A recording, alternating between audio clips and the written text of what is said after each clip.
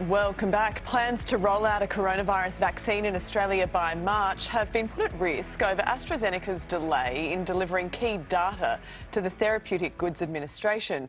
For more on this, we're joined by Shadow Minister for Government Services Bill Shorten and Triple M's Gus Worland. Good morning to you both. Bill, to you first. Can we afford to let a paperwork delay hold up our rollout plan? Listen, on one hand, we've got to make sure it's safe and all of that, so that's fair enough. But on the other hand, countries like Israel have already vaccinated 12.5% of their population. So, you know, as one unkind person sent to me on overnight, it seems to be that the government announces a lot of this stuff, but it's all gab, no jab. I just want to get on with it.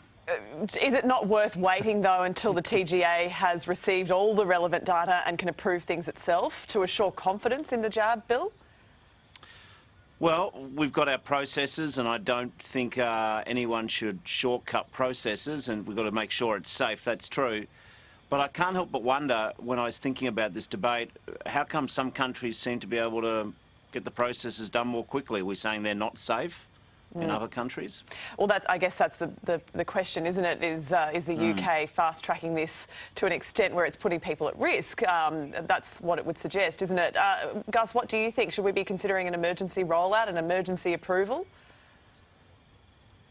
Yeah, I think so. I think it's so important now that other countries, like Bill said, have already got it going. Let's approve it and get it done. We're all in absolute crisis here. We want to get this done. I understand we don't want to do it so quickly, it's putting people at risk, but other countries are already doing it. It's just a little bit of paperwork. Let's work 24/7 and let's get through it. This country is in dire need to get ourselves kick-started again. We need, for our own mental fitness, our own selves, our own hope and belief, just to get back up and running again. So don't let paperwork stop that. We know that the vaccine's up and ready to go. Let's do it.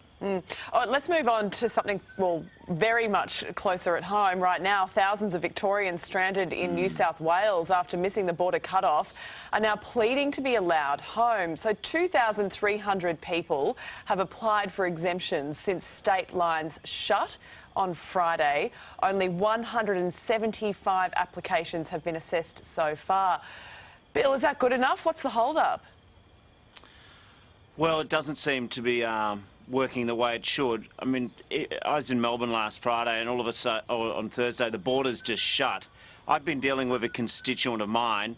She's a lovely lady. Her and her husband, they've got a disabled child and another child with special needs. Far better to have this child, this 11-year-old, looked at home rather than stuck in South Coast, New South Wales. So I'm certainly going to be hitting the phones this morning to make sure that her exemption's sorted out. I would just like the department, let's just get it done quickly. A whole lot of Victorians on holiday caught off guard. No chance to sort this out. We need now the administrative follow-up to help make sure that people are not stranded in some really tough circumstances like the lady I'm talking about. And I'm sure she's not alone. And we're talking case numbers in the single digits here. Gus, is there any reason for the border to be closed, especially to the whole of New South Wales? No, absolutely. That's the main problem here, is why shut it in the first place? And now that we've had a couple of really good days, why wouldn't you open it up again and let these people go home? I mean, I think there's just been way too much of that over the last couple of weeks in particular, of just sort of snap closes and so forth. I mean, have you seen the numbers everywhere else in the world?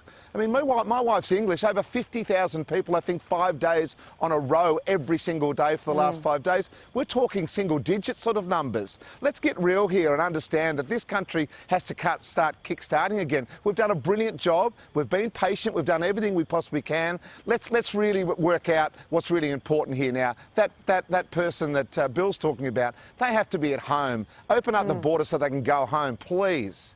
And as Bill pointed out, the advice changed so quickly. These people haven't done anything wrong. They just couldn't get there in time. Some people were waiting to cross the border and just couldn't get across by the deadline. So it's a real bungle, and it's left a lot of people in some very tricky situations.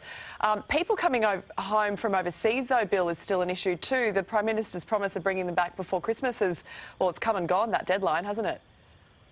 Yeah, one of the big... I've been reading the emails I get over Christmas because my staff are having a proper holiday. And the single biggest issue I got was from Australians who are still trapped overseas. Now, what they're complaining about, and it's heartbreaking, there's families with little kids, people who need to get back to jobs in 2021, is not that they won't pay their airfares, they will, but these people were told there was no, please don't rush home back in March, but now they can't get home. So there's countries all over the world who've got Australians who want to come home. The airlines are not properly looking after them. Sometimes they're registering on the Department of Foreign Affairs portal, but they never hear very much once they register. And it's causing a lot of mental health and a lot of financial distress now. So I'd like to get these people home. More effort, please, Mr Morrison. Well, meantime, overseas travel could be back on the cards a little sooner than we probably thought. Qantas appears to think so anyway. The Aussie airline hinting at a return to international holidays this morning, selling seats on flights to the UK and the US from July this year. Bill, does Qantas know something we don't? I don't know. Listen, Alan Joyce is one of Australia's great marketers, and I love Qantas. But at this stage, in light of all the emails I'm getting from trapped Aussies, it seems to me the only strategy this country's got for our trapped Aussies overseas is to send them some friends who can be trapped with them. I don't know. Like, in all seriousness, you know, good on Qantas giving a bit of hope, but I do think that we need to make sure it's safe to fly. And can we just get some of those Australians home? I mean, I'm more worried about the people who want to come home and the ones who want to go and have a holiday in Vegas. Gus, would you be game to book a flight to the US or the UK right now, where there's, you know, 50,000 cases a day? Yeah, that's the trick, isn't it? But like Bill said, it's hope. You know, it's giving us hope. It's something to look forward to, you know, every year, going away on a certain holiday or just going to a certain place. My daughter meant to be on a gap year. Every day she goes, Dad, I should be in Prague today. I should have been in Paris last week. I know those situations are quite silly when you think of the worldwide drama we're in. But no, I love the fact that Qantas are being bullish about it. I'm meant to be going to Kokoda at the end of July on Qantas to do the Kokoda, which is a lifelong dream. So yeah, that's given us hope to think that we might actually do it, whereas yesterday we were probably thinking it was all over Red Rover. So yeah, I mean, whether it's pie in the sky, you just need that hope. It's nice, isn't it? A little silver lining, perhaps, hopefully, to look forward to. Yeah. Before I let you both go, I just want to get your feelings on this clip, because it's eliciting some fairly strong emotions in our studio this morning. Bill? Oh, that is horrific. I wouldn't die of the snake bite. I'd die of the heart attack as my car careened off. Where's the video? Where's the volume on that? Just the F-bomb. Oh, that is just a nightmare. I've got to unsee that for the rest of today now. I need my therapist. Come on, Bill. You operate in Canberra. You'd be used to snakes tapping at your door, wouldn't you? Yeah, that's true, but you normally don't see them. They come from behind. Yeah. With the knife. The first you know there's a snake is the bite. Very good. Gus and Bill, thank you very much. Happy New Year to you both. Stay well. Happy New Year. Happy travels. travels. You too. Bye, guys. Coming up this morning, the East Coast braces for an onslaught of more wild weather. Heavy